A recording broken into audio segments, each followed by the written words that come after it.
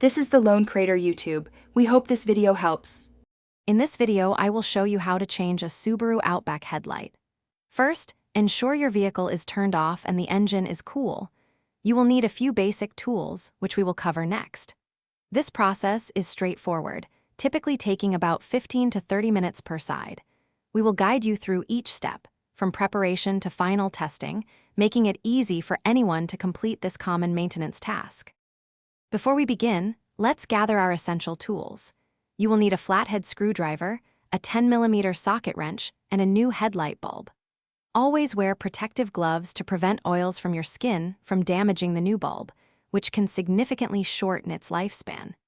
Make sure your Subaru Outback's engine is completely cool to avoid burns, and park on a level surface with the parking brake engaged for safety. Now, let's get to removing the old bulb.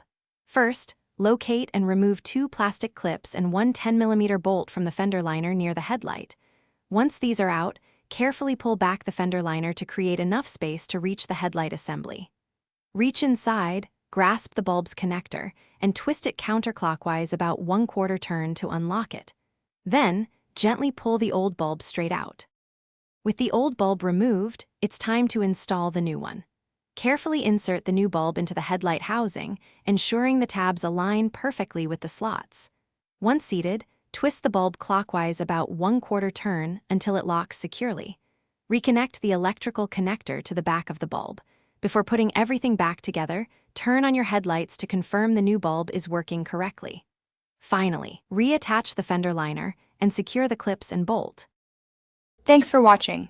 Consider subscribing if we helped you.